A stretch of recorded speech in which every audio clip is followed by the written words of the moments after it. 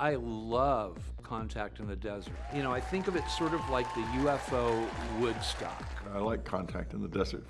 The legends of ufology are here. The real action is the activity and conversation that happens behind the scenes. They network with each other in the restaurant, in the bar, in the spaces. Contact in the Desert isn't just a conference, it's a community.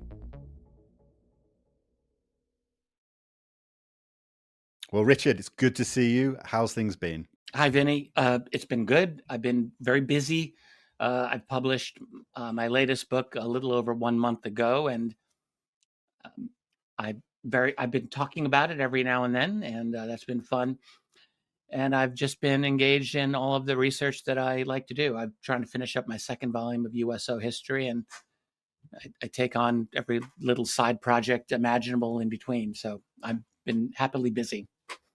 That's good to hear. Good to hear. And yeah, I'd love to just jump into some details about the book. So I guess initially, what inspired you to sort of take on the USO subject as a specific focus? Yeah, I didn't really imagine that I would dive into studying water-based UFO phenomenon exclusively for a project.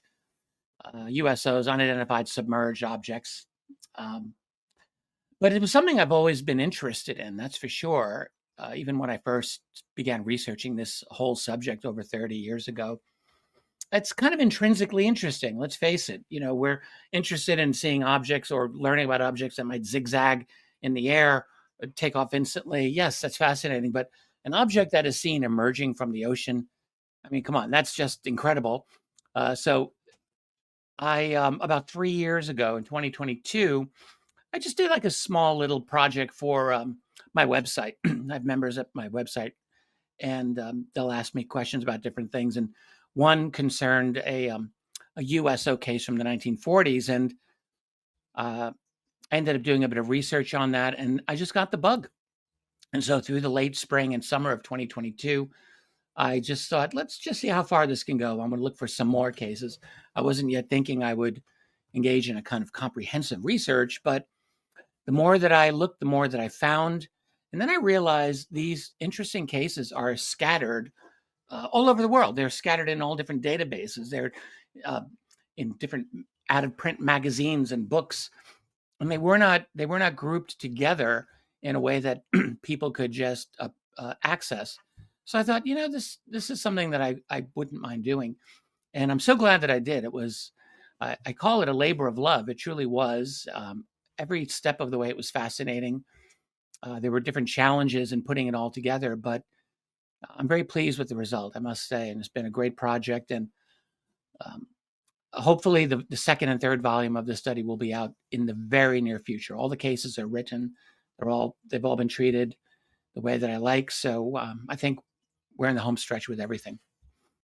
Yeah, that's really good to hear. So prior to this book of yours, had anyone touched upon this subject as a main focus? Has it always been sort of scattered and mixed in with other kind of regular UFO cases?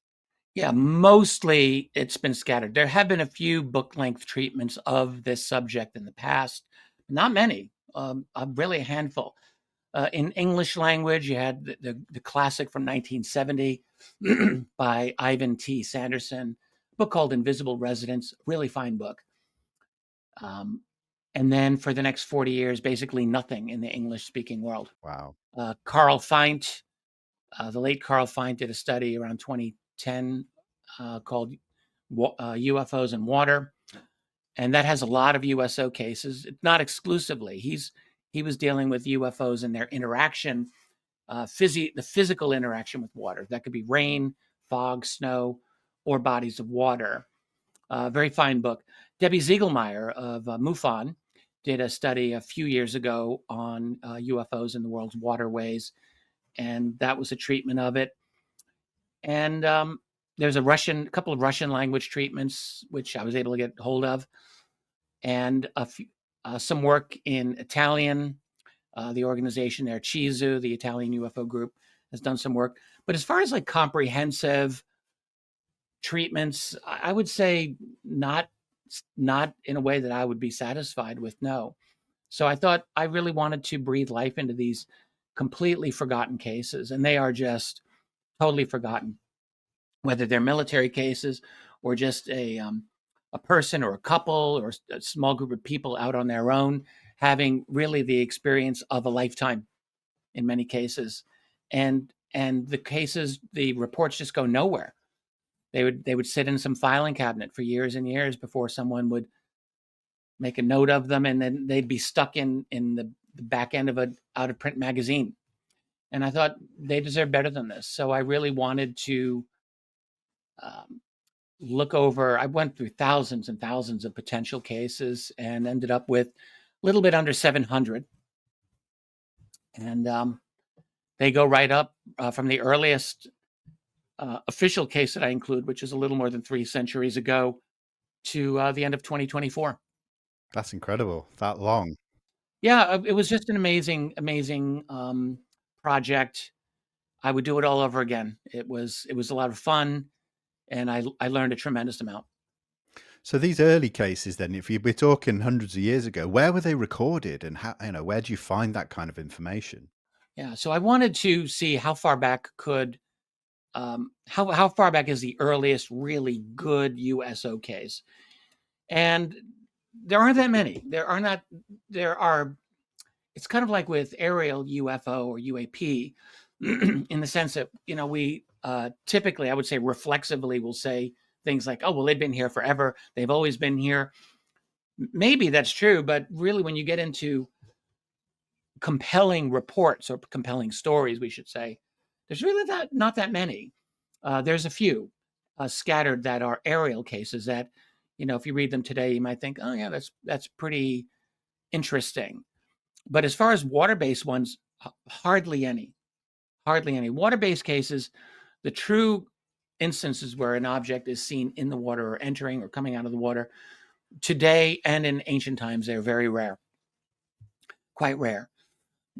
So the earliest case that I felt completely comfortable with and including was in 1717, a little more than 300 years ago, in the Caribbean off the coast of Martinique by a French ship. There are potential earlier cases. Many people are aware of the strange sighting aboard Christopher Columbus's ship as he was approaching the New World. And I did write about that.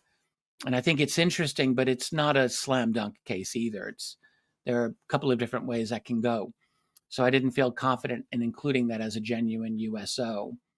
So there's some interesting stories that go back. There's a few from China in the 11th and 12th centuries that are maybe, but the problem with the ancient stories is that they're very threadbare in general. It's hard to know really what we are dealing with. So it's not impossible that something strange happened in the waters back then, but we don't, in my view, have really solid information that a modern person could feel completely confident about until we start getting to a more modern era.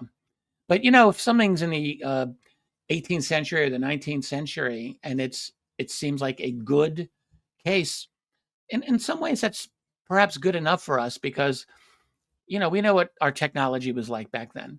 And if there were objects that were able to perform extraordinary maneuvers in and relating to the water, then that's worth something. And I found a number of those cases. So some of them are really quite interesting.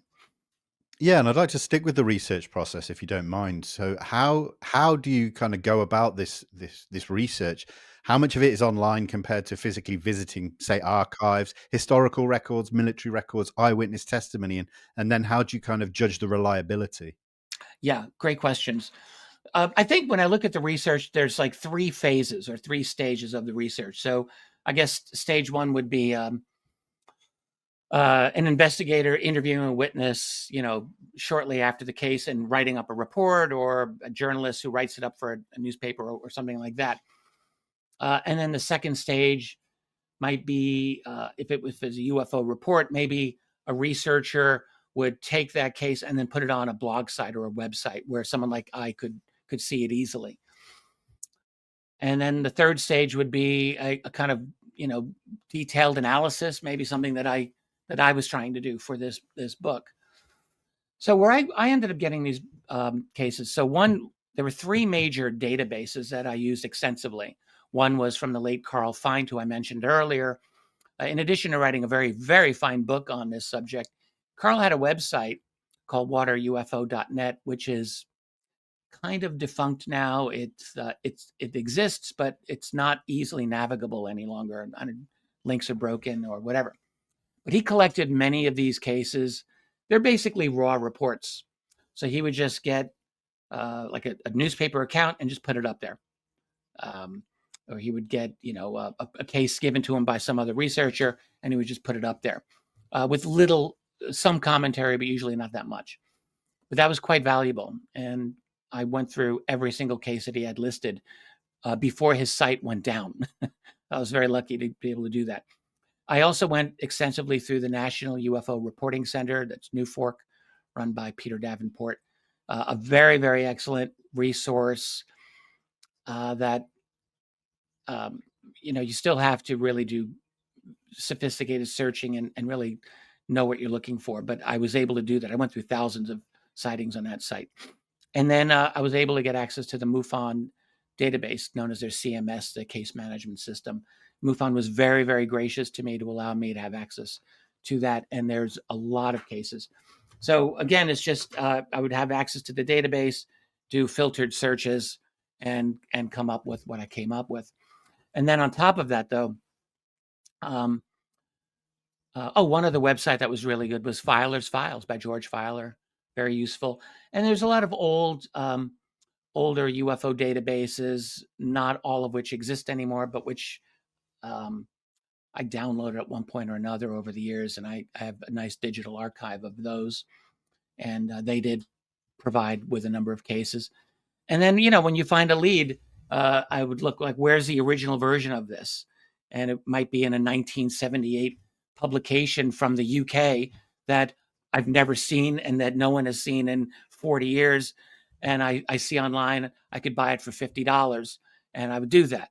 I cannot tell you how many out-of-print magazines I spent anywhere from $30 to $50 to pick up. But I wanted the original place where it was listed, because that's really where you can learn a lot of extra information. So there was just a lot of scrambling, I think, and I did the best I could, and that was that. As far as how to analyze these cases, this turned out to be very interesting. I had a number of conversations with some very interesting people in the course of doing this book, and one person said, what would be nice is if we had kind of a evidence rating system for all these cases, so that we could know like which are the bulletproof cases and which aren't. And part of me actually didn't know how I felt about that, because I know that, cases that seem bulletproof does not necessarily mean that they're anomalous anyway. And cases that are not bulletproof can be absolutely true. A perfect case in point is if you have a friend whose father, who's since passed away, told his daughter for years and years and years about this crazy experience he had while fishing out on a lake when a flying saucer came up out of the water. So she's going to believe her dad, who wouldn't believe their father. But technically speaking, that's a weak case. It's not strong, but does that mean it didn't happen? No, it doesn't mean that at all. So I wasn't comfortable with it, but I ended up doing it anyway. So I created a series of metrics by which to grade the strength of the evidence from 2 to 12. I had 5 different categories, and I assigned different numerical values to different things, like how soon after the case was it reported? Does this come directly from the witness, or is it second person? Simple things like that. Was there a corroborative investigation by an outsider in any way whatsoever? And what was is there a way that we can assess the actual source of the information? Did it come from a more reputable organization, or from some tabloid, and things like this? So I did try to create a fairly consistent system of measuring the data.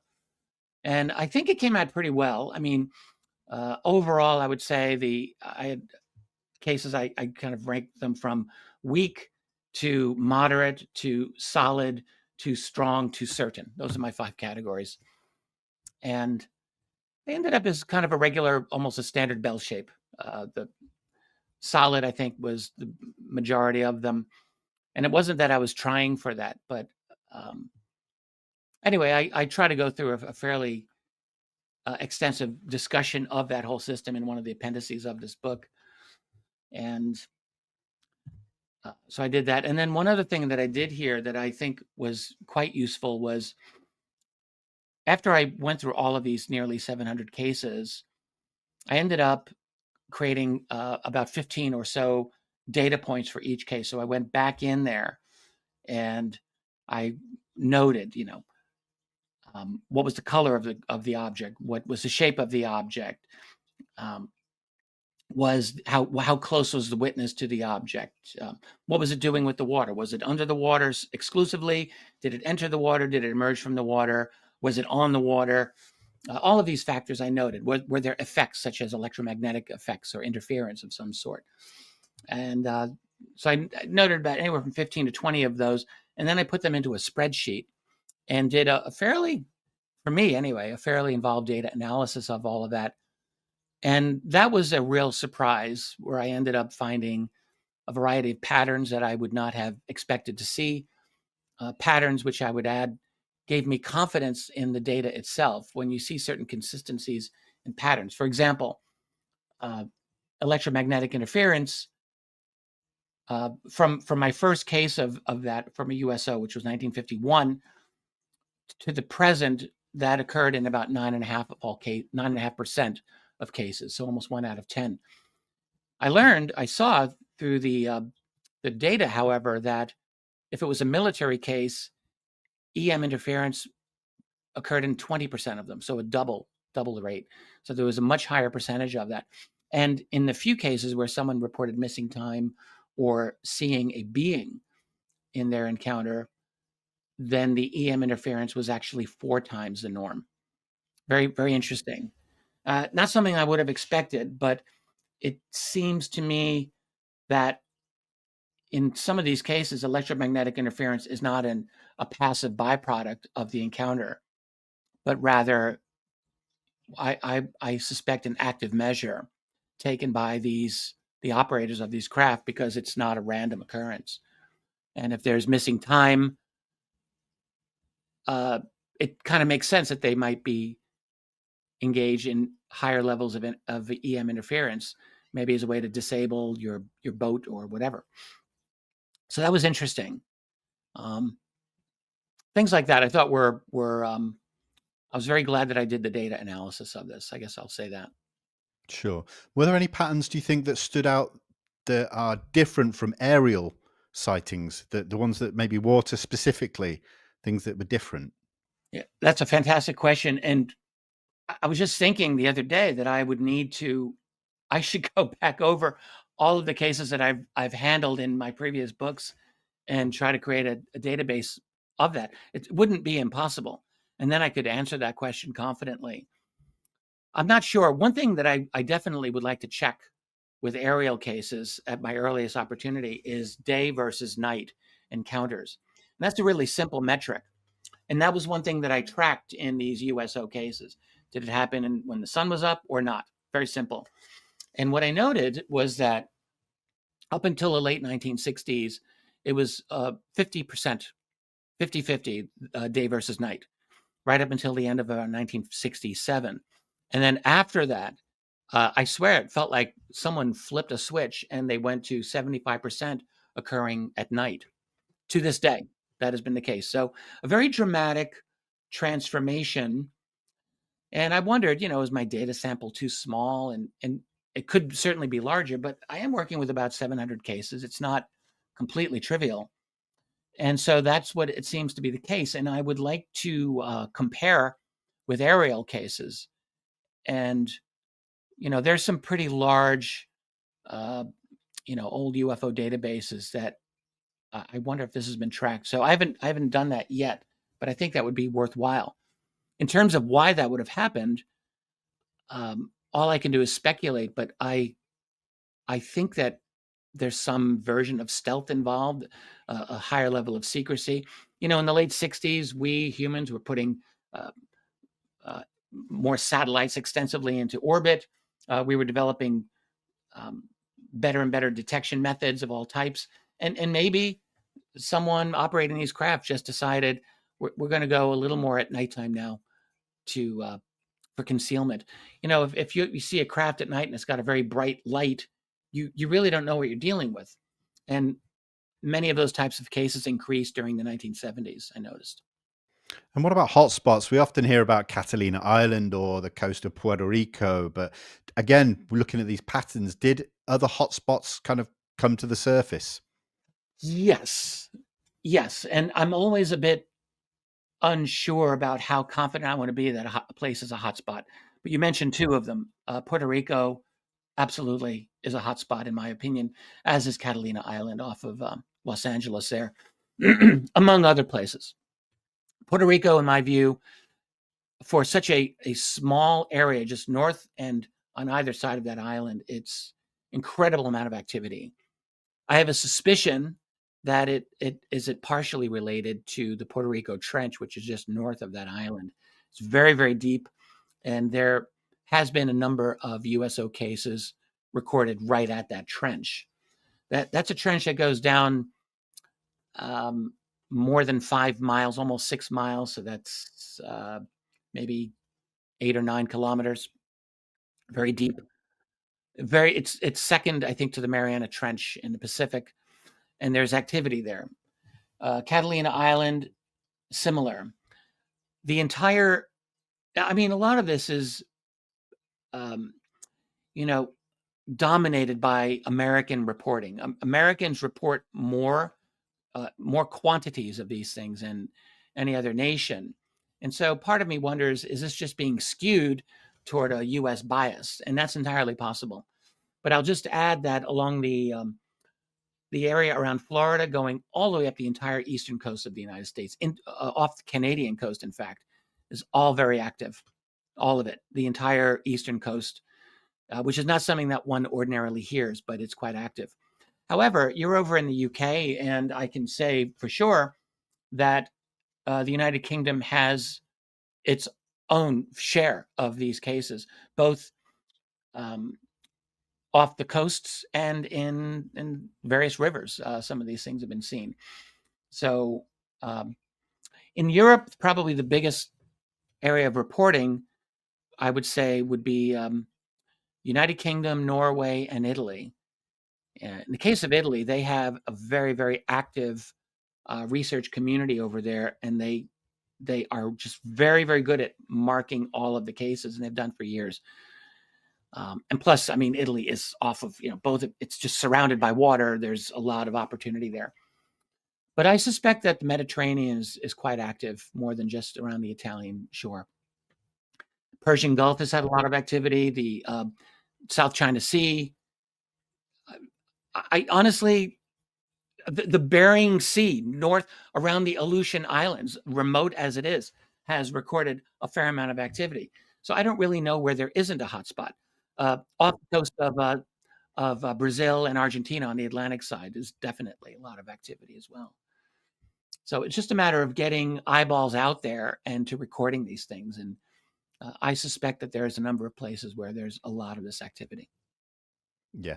And we're talking there a lot about coastlines, but what about open sea, slap bang in the middle of the Atlantic or the Pacific? Did you come across cases like that? Yeah. Did they differ at all? Well, the problem with that is that most of us aren't out in the middle of the Atlantic or Pacific. So we're not going to have as many sightings, but they do occur. Without a doubt, they occur. On my Google Earth, I put a little yellow pin on every single USO case. And I have it nicely organized by decade, and I can pull up the 1960s or 1990s at will. It's neat. But what you see is that the cases are dominated by coastline sightings, because that's where people are. People are at the beach, they'll look out on the water and they'll see something strange. So a lot of these cases are recorded near the shore, and that makes me wonder,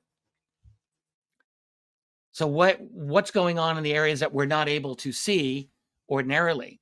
I think all the indications are that there's activity there too. to be perfectly honest, because there are cases recorded in the deep oceans, even off the ocean shelves where it goes down very, very deep, down to like 5 kilometers or more. So the only question is, I just don't know how much activity is actually going on there. And if I'm thinking, I've wondered, like, let's say there's an alien base in one of these ocean locations. Is it better for them to have it more shallow in an ocean shelf, or is it better for them to have it deeper, several miles and kilometers down at the ocean, at the bottom of the Atlantic? I don't know. I don't know what works best for them. So the unfortunate matter is we're just not out there in the depths as often as we would want to see, like, what's actually going on there. So I suspect there's more than we can see. Yeah, I'd imagine so. And you mentioned there alien bases under the sea. This is a kind of age-old speculative conversation that's been going on for years. But has this study allowed you to kind of weigh up the possibilities a little bit more, that there most likely is, or maybe the opposite, that maybe they're just using this water as some kind of fuel or way to operate the craft? Has it allowed you to think slightly different? Yeah, I'm speculating here because I mean, despite having, I've kind of dove in, pardon my pun, into this for a few years, but I'm still speculating. And I believe it's very likely that there is more than one permanent base, or let's say semi-permanent base, that they're using it in some manner. There's a lot of advantages to being in the water. I mean, it's a protected environment. It's protected from humans for the most part. We're not usually down in the depths of a large body of water. And furthermore, it's protection from solar radiation that may be a problem for someone who comes from somewhere else, or protection from wild temperature fluctuations, or protection from any number of other things that you'd be exposed to in the atmosphere that you wouldn't be in the ocean. So I think that there could be a lot of advantages to that. And I suspect when you look at the behavior of some of these objects, particularly ones that are seen again and again coming out of the water, yeah, I suspect they're coming out of a base. I suspect that at least some of the time they're doing that. So one thing I haven't done, and you just got me thinking, is I could track all of the cases where objects are seen only emerging from the water. And then it would be possible for me to see, are they all emerging from certain areas? Hmm. And I haven't thought to do that. And you just got me thinking. It wouldn't be impossible for me to go back over and review some of that.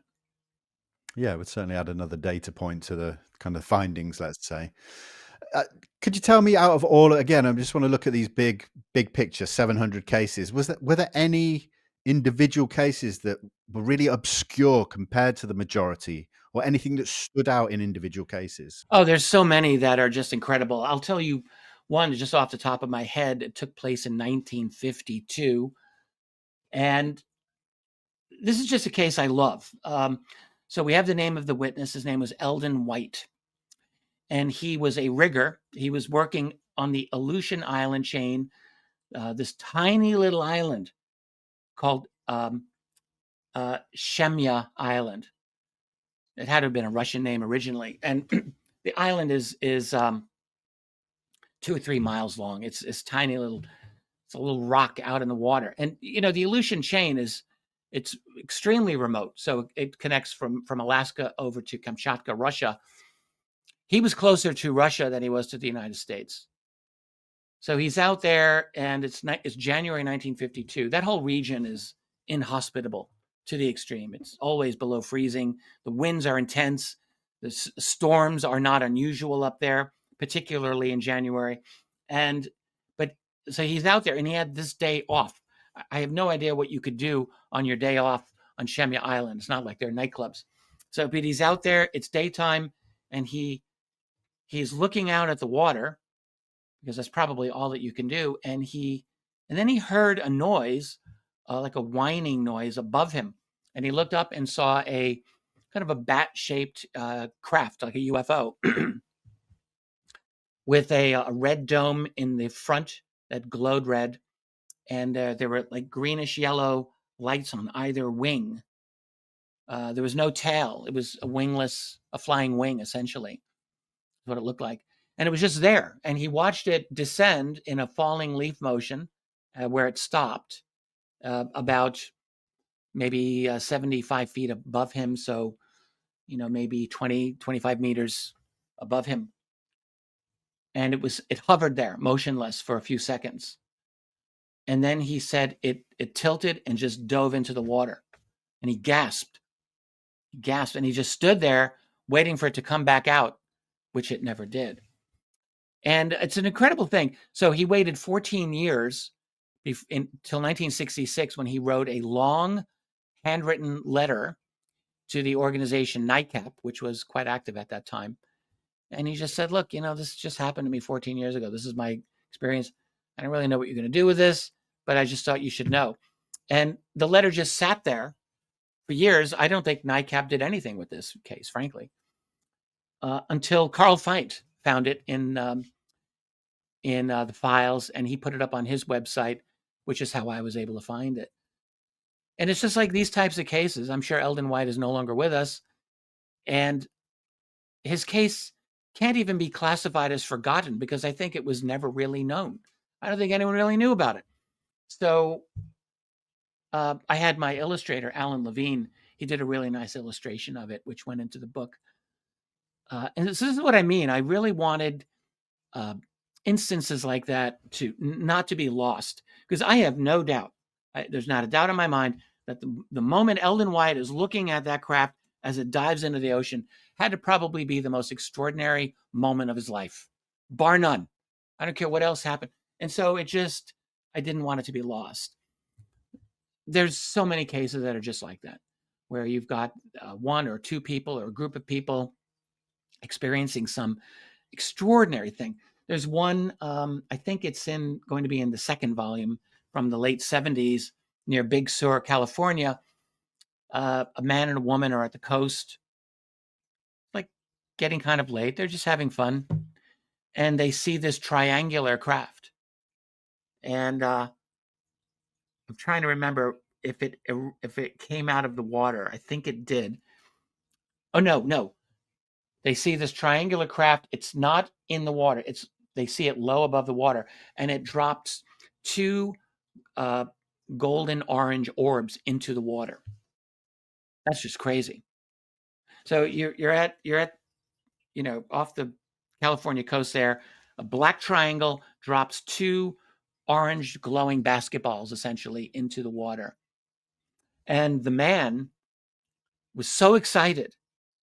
He runs to the water ahead of his girlfriend, and he's screaming at the triangular craft, "Take me with you."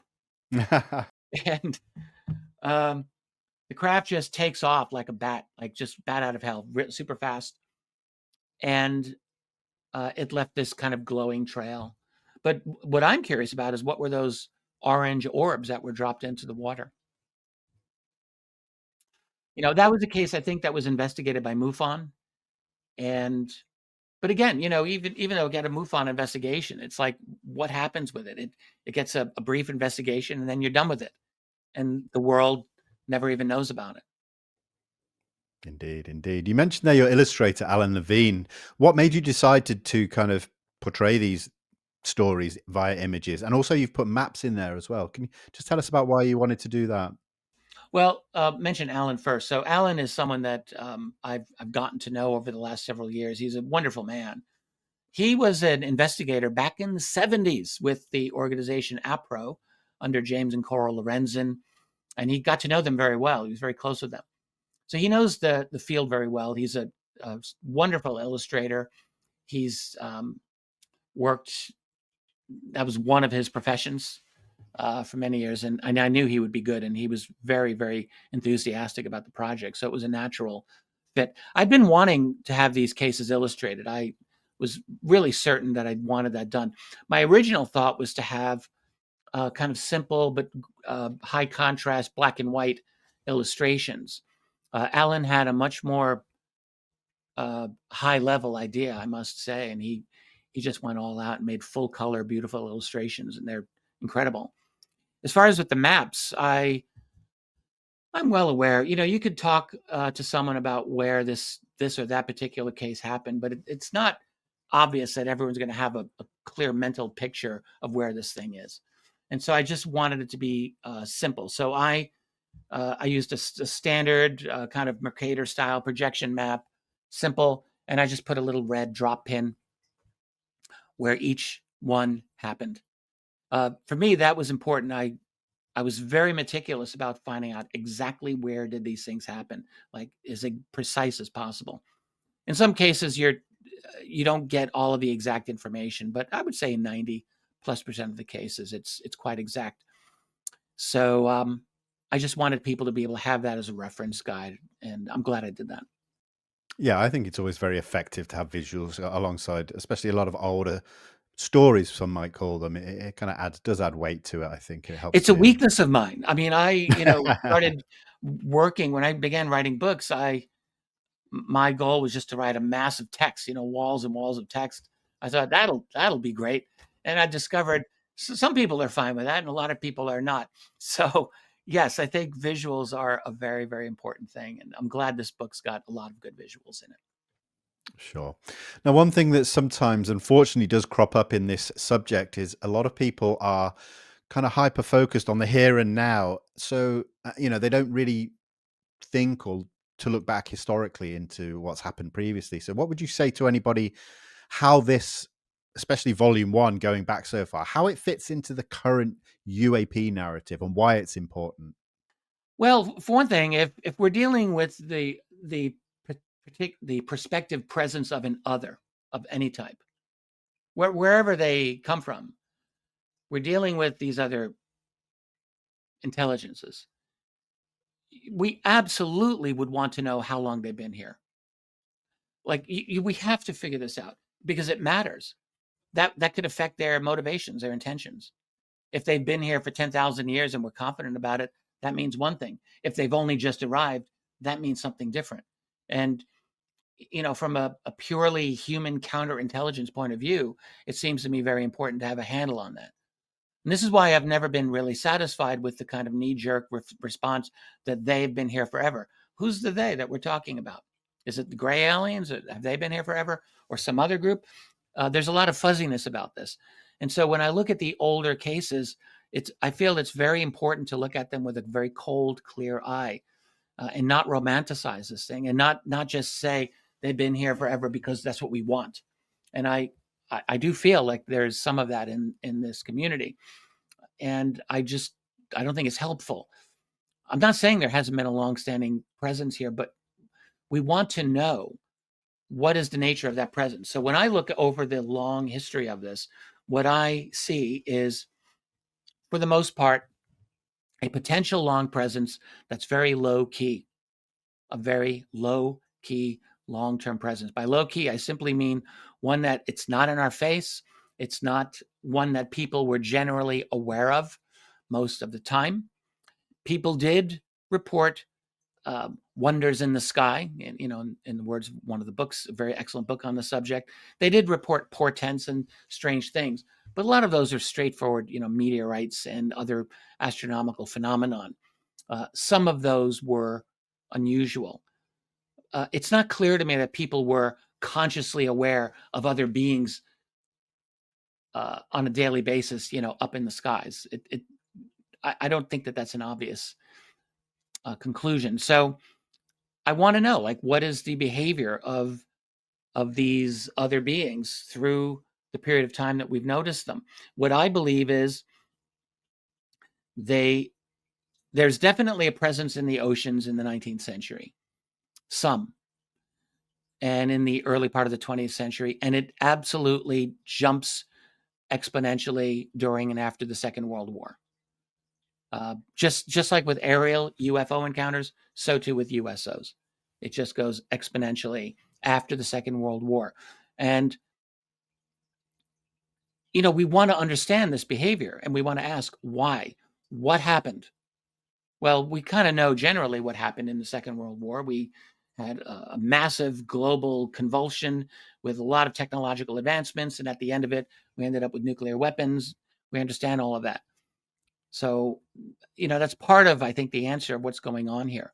But we need to have a historical understanding of this for sure, because we want to at least try to speculate and understand what's their long-term game. What are they doing? I think what they've been doing is they're here for two basic reasons. They're here because Earth is an amazing place which has an incredible variety of life and genetic diversity of all types. We have a super abundance of life here. We're not just scratching out, life. We have life everywhere and in all different forms, in the water, on land. It's incredible. But I think they're also interested in us, without a doubt. I think they are. I'm always really surprised when people will say things like, well, why would they possibly be interested in us? We must be like ants to them. And I've never agreed with that. I think that we have the ability, like them, of abstract thought. We have the ability, like them, to engage in mathematics and to engage in science and to manipulate our environment in a very powerful way. They can do those things, so can we. They're more advanced, probably, but we're like them. And I would bet pretty much anything that they know that we're more like them than not. We're just at a different level of development. So I think they're watching us with a lot of interest, and they would see a number of things. They would see that we have never not engaged in warfare and mass murder of ourselves. We have always done that. They would see that we have complete domination over all the other life forms on this planet to the extent that we want that. They would see that our aggression and our territoriality are the real spur to our technology. That's the reason we have our technological advancement. So they see that we're a pushy species, very territorial. And I've got to think that during the course of the 20th century, they were noticing, particularly in the oceans, since that was my study here, how we spread out into the oceans during the 20th century. I mean, we didn't have our first submarine, a functional submarine, until the year 1900. And from that bare bones beginning, we developed sonar. We developed underwater sonar arrays that cover the oceans now. We developed nuclear submarines by mid-century that can stay under the water basically forever. And all other kinds of weapon systems and detection methods in the water, all during the course of the 20th century. And I have to think that if they were down there, and they were down there, that they would have to adapt to that. Whereas in the beginning part of the century, it would be pretty much a very easy game for them to avoid us, and maybe not as easy now. So I think there's a bit of a dance going on between us and them, where they see us, we see them, they know we see them, we know they see us, and what's going to happen now?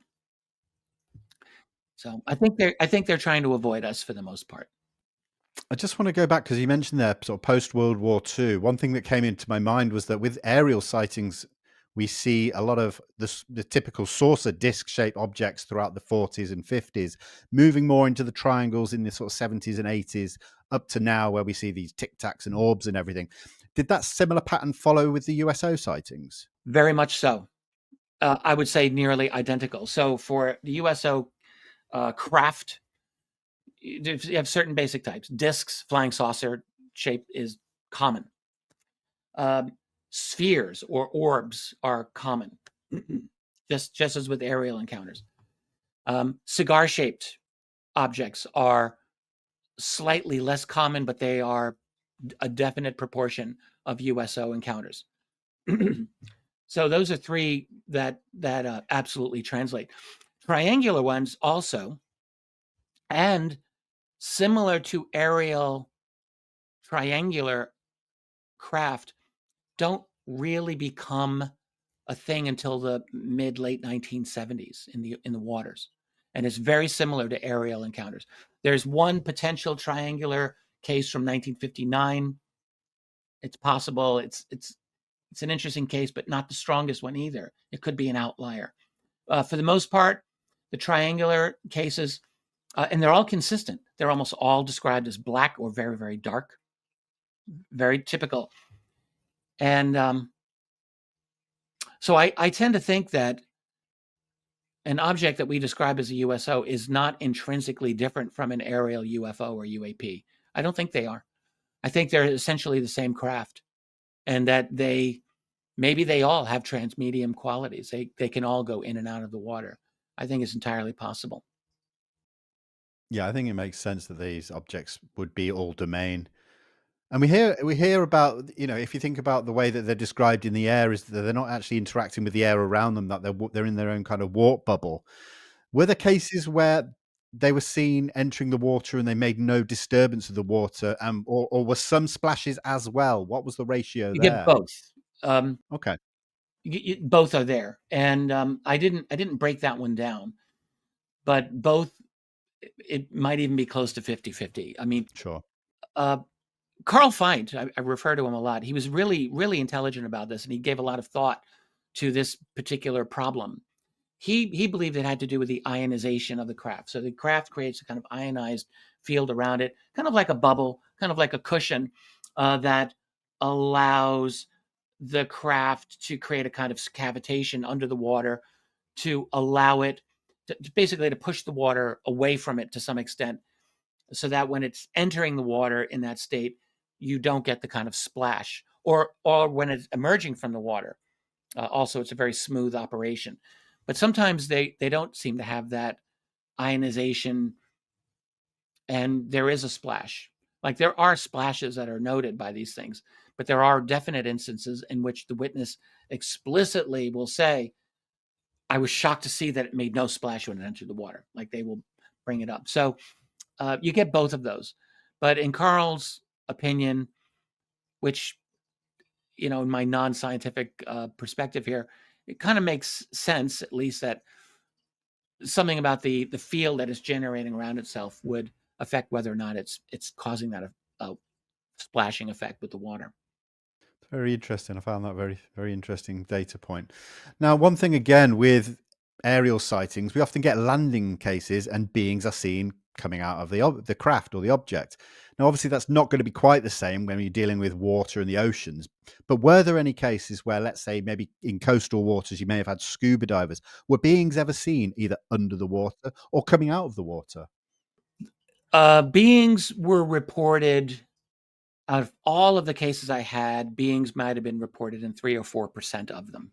So it's a small percentage, but still, there's enough. There's enough that you can look them over, and note a few things. So there were almost no cases, I say almost, where witnesses saw beings actually swimming in the water. There is one alleged case, a Russian case from 1982, from a place called Lake Baikal in Siberia. I know it. An incredibly deep lake. In fact, it's the deepest lake in the world. It's an amazing body of water. And there's a kind of a legendary Soviet case. It's called the Swimmers. Maybe it's true. Maybe it isn't true. I don't know. But where you had a Soviet diving team was practicing at this lake, and they apparently ran into these very tall swimmers who had minimal to no gear in the depths of the water. Anyway, that's one case. Other cases, though, where people would see beings, yeah, there's a few. Some of them, there's a South American case. I can't remember the year. I think off of, I guess, Argentina, probably, not Brazil. I think Argentina, they're looking out on the water. They see a craft that is on the water. This is a whole group of people watching. And they're seeing, this has happened several times, beings that look short with like a hose, and they're doing something with the water. They're either sucking water out, it's usually what it seems to be, and they're on the outside of the craft, and they're just engaged in this temporary operation where they're throwing these hoses in the water. There's a few of those. Believe it or not, there's a few of these instances where people claim to have seen such a thing.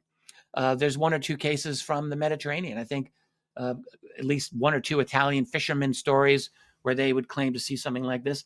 And I'm thinking potentially one or two off of Puerto Rico as well, where people would see this type of thing. So being with a hose or some kind of, yeah, I'll just put it that way. There's one case where there's a U.S. Navy sailor named Charles Grzinski in the late 1950s. He's on, I think it was a USS Franklin Delano Roosevelt aircraft carrier, and he was off the coast of Buenos Aires as well, Argentina. So the Atlantic side off South America. And he said, look, we're docked. We're basically right off the coast. And this huge cigar craft comes in. There were portals, and I saw beings inside there. I could tell they were not human, he said. So, there's a few of these types of cases where people will claim to see beings. And a high percentage of those, a higher percentage, as I said before, there's all kinds of other weird things that are said to happen, like electromagnetic effects, or that's the main one. So, they're tantalizing.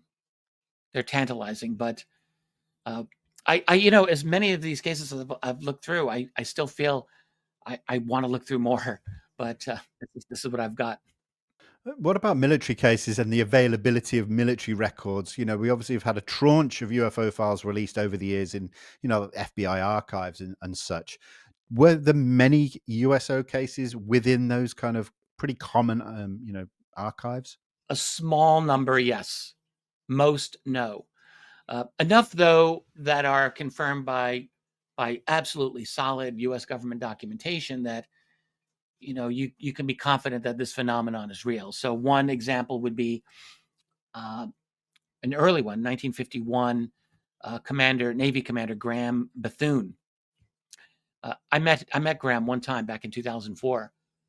He was a Navy pilot, and he was coming back. They were flying from Iceland to a base in Canada, and they had just passed Greenland, and they are near Nova Scotia when it's at night. He's got like 20 Navy big shots on the aircraft that he's transporting them with his crew, and they see this light on the water emerge from the water of the ocean. It's very dark out, and he sees the light rise from the water, come right up to his aircraft within a few seconds, and it's off his wing. It's circled to the other side of his craft at some point. They got a very good look at it. They saw all the various lights. They got a very good look at the craft itself. This whole thing lasted for about 5 minutes. And then when it was done looking them over, it took off. When Bethune landed, he and his crew were interrogated at great length by men in business suits, presumably intelligence. They were shown a number of images of flying saucers. Did it look like this? Did it look like this? So he said later, like, they clearly knew much, much more than they were letting on. But I mention it because we have a U.S. Navy document about the case that completely confirms that it happened.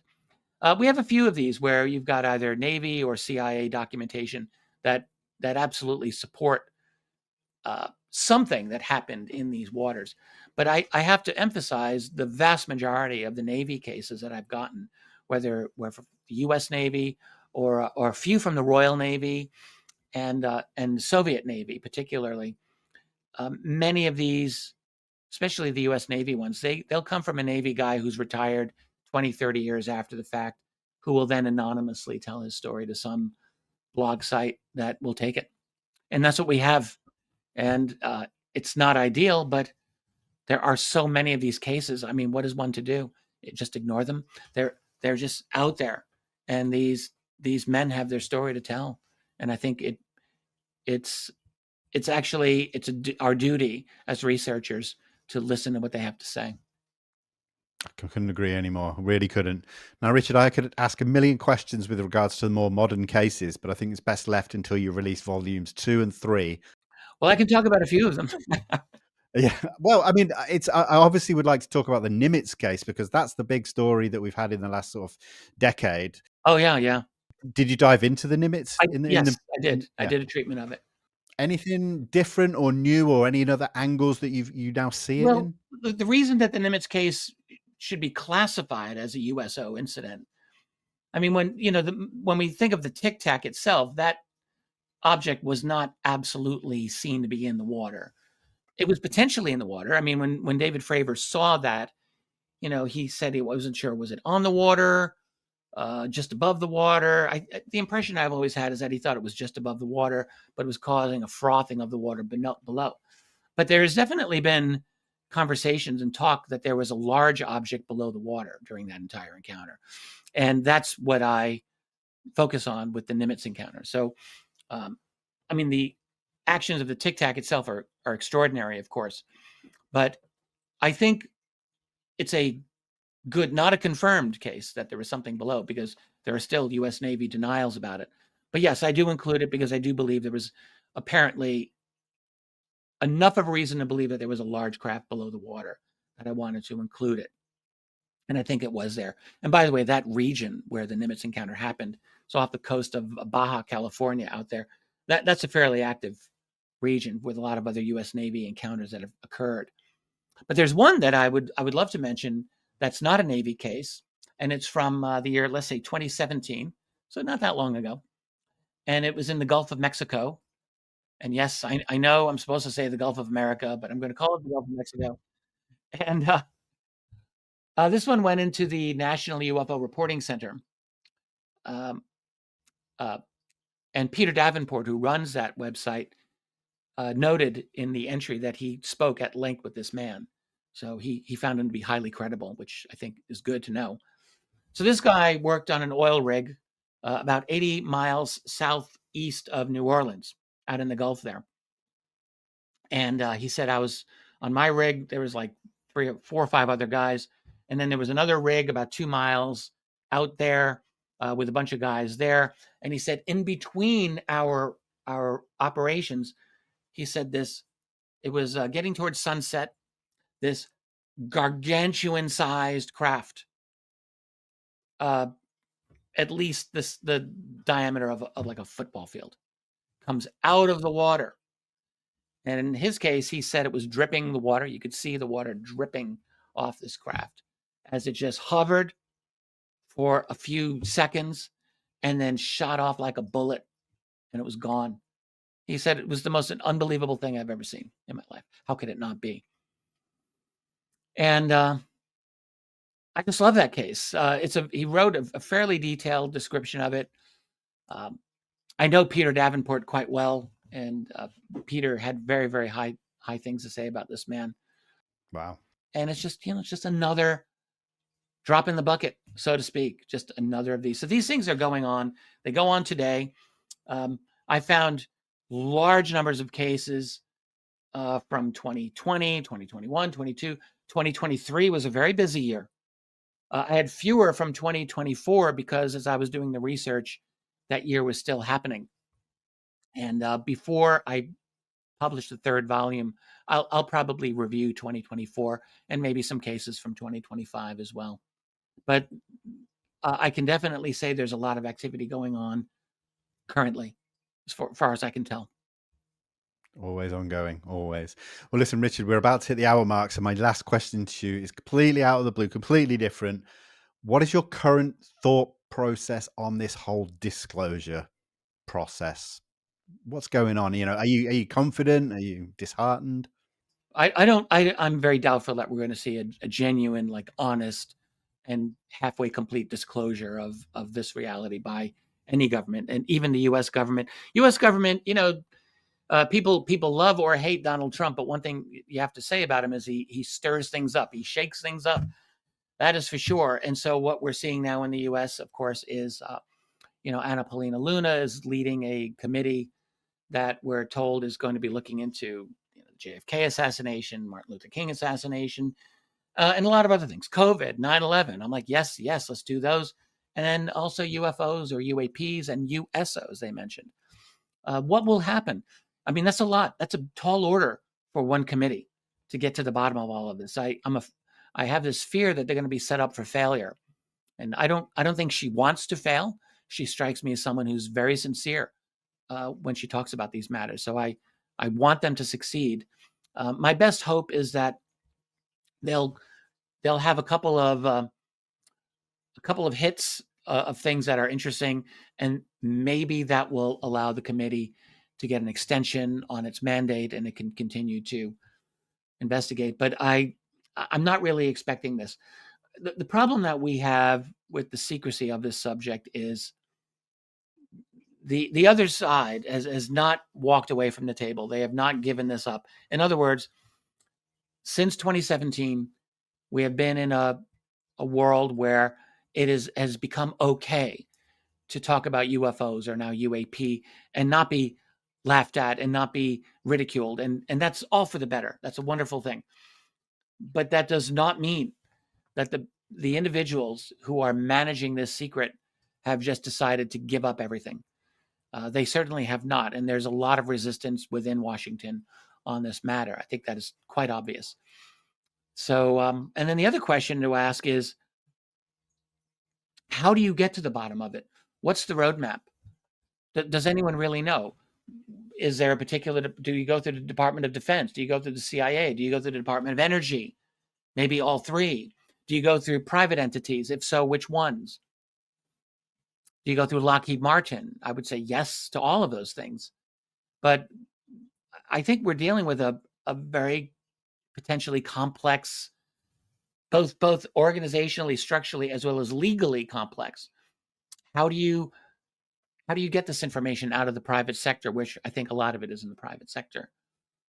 So there's a lot of questions here. And then the people who are pushing for some kind of transparency, notice they're not really saying disclosure too much. They're calling it transparency, which is not as strong. Disclosure, we all know what that is. Disclosure is like, I'm going to disclose the truth. Transparency just has to do with your process. Oh, yes, we have a very transparent process. There's nothing here. See, look, we're being transparent with you. So it's very different. And the people who are pushing for transparency, a lot of them are very good people.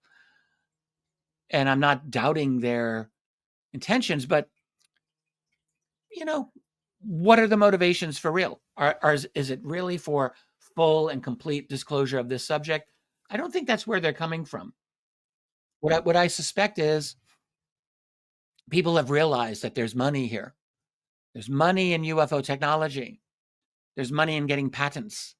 There's money in, if you can get in on this game, maybe you can get a nice defense contract if you can patent some of this technology. I mean, there's opportunities here that I think some corporate players have realized they're missing out. And that doesn't mean that their motivations are terrible. I mean, people are always driven by profit. That's just what we are. So I'm not going to criticize them for that. But it also means that the end game for some of these people is not necessarily full, complete transparency and telling the public everything it wants to hear. So, and then on top of that, those of us, and I'm one of these people who believes in as full a disclosure as possible, we still need to ask ourselves, what is the likely repercussion of a true and complete disclosure? What is likely to be disclosed? That they have an alien base, 2 miles from your house under the ground. Do you want to know that? What would we do if we learned that there's an active engagement that many of them are having with our planet every single day? How would we react, actually? I wrote a book on this 15 years ago, and me and my co-author, I think we did a very good job. But when you really get down to it, when it becomes really real, completely real, it's one thing for us to say, oh, yeah, I believe in aliens. But what if you get to learn a few things about them? You get to learn that they're completely telepathic. You learn that they are, multiple times more intelligent than we are, that they're part of a hive mind, and they have access to any kind of information instantly, and that we have no ability to really deal with them as equals, like ever. And they're here and they just do what they want. How would that affect us? Have we really thought that through? I don't know. Our instinct, and I include myself here, is always to say maximum disclosure. We need to know. And I believe that, but we just better be prepared to have the hair on the back of our neck stand up, because I do believe that some of this reality will involve that. Personal opinion. I think that they may be here. They may like us. They may dislike us. It could be both of those things. They could just not really care, and they've got their own mission. All of those things are possible. So, and then, you ask yourself, you look at the status of human civilization right now, our mental maturity, such as it is, the quality of our popular culture, such as it is, the quality of our global educational systems, such as it is, and you ask yourself, are we actually ready, psychically, intellectually, emotionally, to deal with this as a species? And no, we're not. We're never ever going to be ready. I don't think we're ever going to be ready if you look at the trajectory of our culture and our society. And so we're really left with disclosure as being a major shock to our system. And I suspect that's the only way we're going to get through it. And we're just going to have to be ready to deal with that shock, because shocks can be pleasant, but usually they're unpleasant. Yeah, unfortunately, a lot of food for thought there. Well, Richard, listen, thank you so much for joining me. It's always an absolute pleasure and an honor. And I can't wait to meet you and Tracy at Contact in the Desert later this year. Vinny, we will spend time together, because Tracy and I have always admired the work you do. You have a fantastic podcast, and it's an honor for me to be part of yours. So thank you for letting me be here with you today and your audience. No problem at all. Thank you so much. And to everyone watching, please check out the links in the description where you can go and get yourself a copy of Richard's latest book and his historic work as well. But for now, I just want to say thank you again, Richard, and to everyone watching. We'll see you again soon. Take care and goodbye.